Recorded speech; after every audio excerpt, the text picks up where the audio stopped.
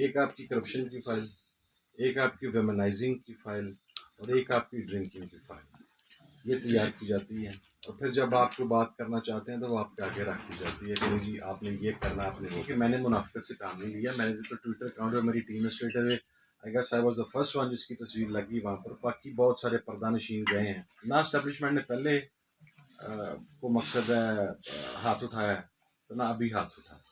ہاتھ پورا ٹکا کے ہے، ایجنڈا بھی وہی ہے اور پلان بھی باجوہ صاحب والے ہی اب ہے. یہ جو کہا جا رہا ہے کہ فیض حمید اور جنرل باجوہ ایک ہی اسکے کے دو رخ تھے، آپ کہتے ہیں میں نے ان کے ساتھ کام کیا، ساروں نے کیا جی، تو آپ کیا کہتے ہیں کہ دونوں کے بارے میں ایک جنرل پرسپشن ہے کہ یہ اینٹی اسٹیبلشمنٹ ہے.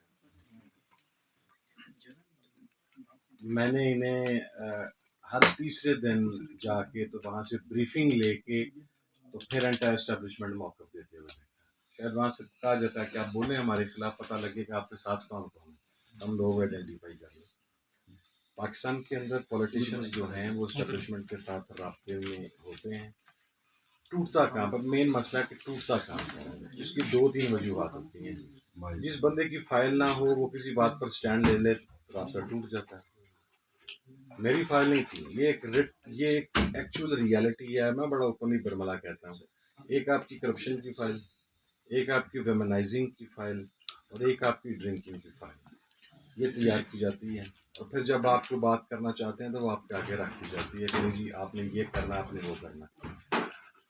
اب وہ ان کی بدقسمتی، میری خوش قسمتی کہ میری ان تینوں میں سے کوئی نہیں ہے. نہ میرے والد کی تھی. میری بات چل گئی اور وہ تعلقات ٹوٹ گئے. لیکن جہاں تک بتلانے کا ہے، میں برملا اس بات کا اظہار کر رہا ہوں کہ پاکستان کی اسٹیبلشمنٹ آج بھی ایک بڑی تعداد میں یہ کہتی ہے کہ رانا ثناء اللہ قاتل ہے. محمود خان اچکزئی نے، میں آپ کو اگلی بار بتا دیتا ہوں کہ پتہ نہیں اس تقریر کے اوپر اتنا بویلا کیوں مچا. حالا میں نے تو پرنسپل تقریر کی تھی کہ جو پاکستان کے اسٹیک ہولڈرز ہیں کم از کم ان کے بچے تو پاکستان نیشنل ہونے چاہیے، یا ہمارے ہاں کوئی ایسی لیجسلیشن ہونی چاہیے کہ ان اسٹیک ہولڈرز کی پراپرٹیز پاکستان سے باہر نہ جا سکیں. اس کے اوپر بویلا مچ گیا. میں تو بتایا ہی کچھ نہیں ہے. اب یقین کریں میں نے 2% بھی نہیں بتایا. ایک بات کہی ہے کہ رانا ثناء اللہ قاتل ہے، تو یس رانا ثناء اللہ قاتل ہے. اس کا کیا پاکستان عوامی تحریک کو نہیں پتا؟ ہمیں نہیں پتا؟ کیا انہوں نے نہیں بتایا؟ بتایا.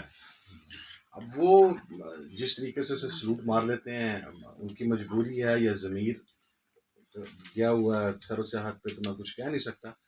لیکن اسی طرح میں ہوں. میرے انٹائی اس وقت اگر رانا ثناء اللہ ان کے ساتھ چل رہا ہے یا پی ایم ایل این یا پی ڈی ایم چل رہی ہے تو یقیناً میرے حوالے سے رپورٹیں انہیں دیتے ہوں گے. میں آپ کو ایک واقعہ اور کوٹ کر دیتا ہوں کہ سانحہ کوئٹہ ہوا. وہاں پر ہمارے اسکاؤٹ سے 19 یا 21، اب مجھے ایگزیکٹ تعداد ان کی یاد نہیں ہے.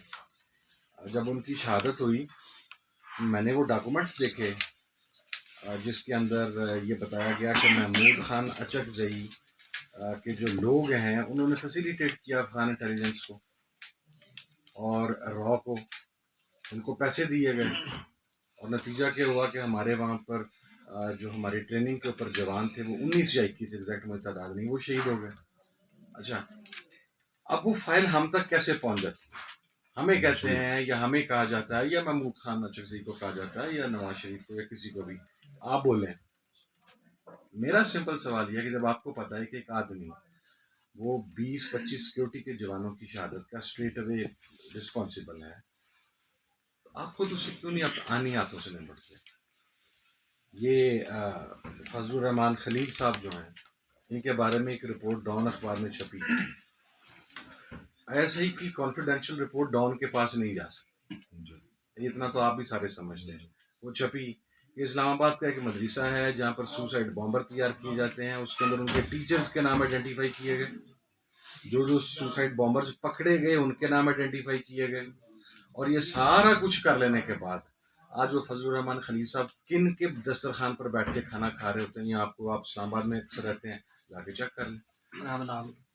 جی اپنے ہم نام کے سب کے مقصد ہے پاکستان کے اداروں کی میٹنگ کے اندر موجود ہوتے ہیں. سیکٹیرین وائلنس ہوتا ہے پاکستان میں، ظاہر ہے وہ تمام جتنے مسالک کی بڑی شخصیات ہیں ان کو بلاتے ہیں. میرا تو میں بہت کلیئر ہوں. ان میں سے بہت سارے ملیٹنٹس ایسے تھے جن کے ساتھ میٹنگ کے اندر میں تو شیک ہینڈ بھی نہیں کرتا. یہ ساری سچویشن جو ہیں اس کے اندر میرا خیال ہے کہ اس سائڈ پر نہیں لے جانا چاہیے یا وہاں تک نہیں لے جانا چاہیے کہ چیزیں اتنی کھل جائیں کہ پھر آگے ہمارے لیے مصیبت بنائی ہوئی ہے, سارا کچھ بنایا لیکن ہم کھڑے بات کر. اچھا, کل آپ ایک شادی کے اندر شرکت کی ہے آپ نے, اور بڑا ظاہر ہے ایک بڑا تعلق ہے اس کا موجودہ صورتحال سے بھی. وہاں پہ آپ کو کیا سمیل لائی ہے تھوڑی سی جو اس وقت سوچا جا رہا ہے, اور آگے پاکستان کا جو پولیٹیکل فیوچر ہے وہ کیا آپ کو محسوس ہو رہا ہے؟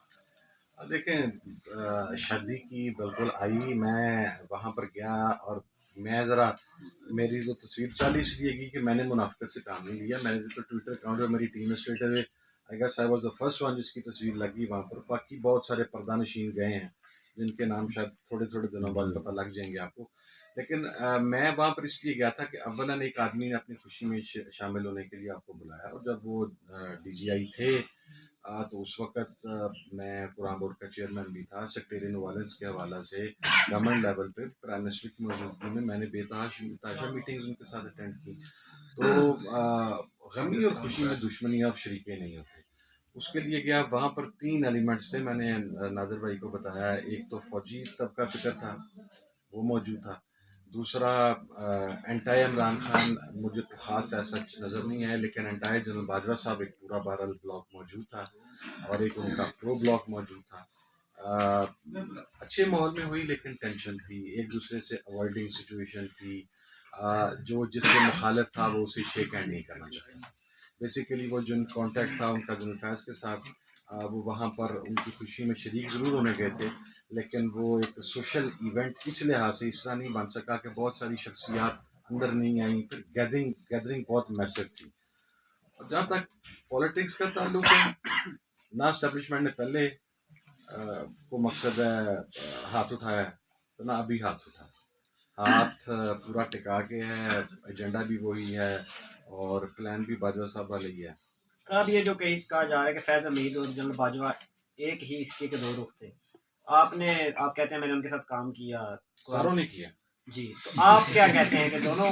نہیں, میرا سوال یہ ہے کہ میں نے تقریر کی, ابھی میرے بھائی نے کہا میں پہلا بندہ تھا پاکستان میں جس دن کے جناب باجوہ صاحب گئے ہیں, میں نے ایک ورڈ نہیں کہا ان کے بارے میں. میں نہیں کہوں گا, میرا دشمنی کا طریقہ اگر بڑا اسپیسیفک ہے, میں مخالفت میں جو دشمنی میں اگلا بندہ جب اقتدار میں بیٹھا ہے تو اس کی مخالفت کا کرنے کا چانس آتا ہے. جب اگلا اتر گیا اور آپ اسے کمزور سمجھ کے وار کرنا شروع کر دیں, میں ویسا نہیں کرتا.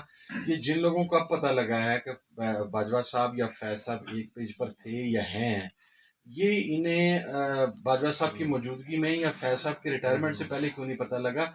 یہ جو باجوہ فیض مخالفت تھی اس کو سب سے زیادہ اٹھایا بھی انہوں نے تھا, جو آج یہ کہہ رہے ہیں کہ جناب یہ دونوں سیم پیج پر تھے.